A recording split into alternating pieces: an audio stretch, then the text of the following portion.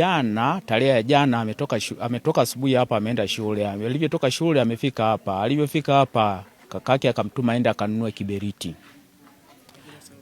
Ilikuwa saa 6 mchana. Alivyoenda kununua kiberiti hakurudi.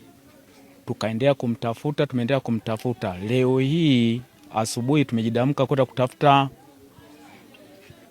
kwenye mapagali huko chini. Baada ya hapo tulivyorudi hapa tunakaa tunajadiliana, tunamkuta yuko nyumba ya pili walipokuja wakamweka. Ameonekanika kavunjwa shingo, alafu kwenye paja kuna alama ya vidonda, na upande mmoja kwenye mbavu kuna sehemu kuna michirizi kumechanika.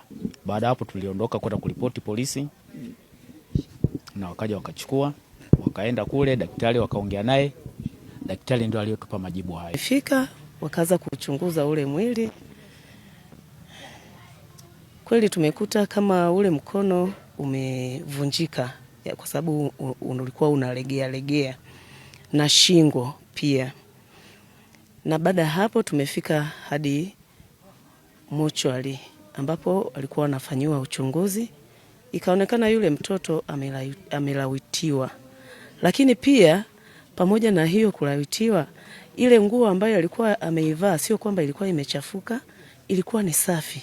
Kiasi kwamba huyo mtu ambaye amemfanyia ina maana amemvalisha hiyo nguo ni safi kabisa.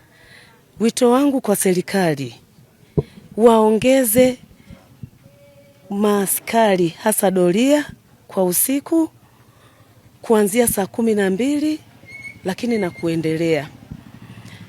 Lakini hata hao wanaofanya hivi vitendo, endapo wanakamatwa wasiachiliwe. Kwa mfano unakuta mtu amefanya hicho kitendo au majirani labda wanafahamiana, wanamalizana wao kwa wao, baada ya yule mtuhumiwa awekwe ndani anakuwa yuko nje, kitu ambacho sio sawa. Tujaribu kuelimisha wananchi wetu kuishi vizuri, kuishi kwenye matendo ya kimungu zaidi.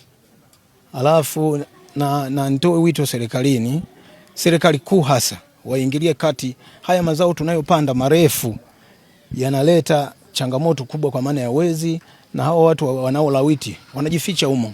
Tupande mazao mafupi, isimamie kweli, isimamie sana, kwa sababu imeshakuwa changamoto. Hili ni tukio la pili ndani ya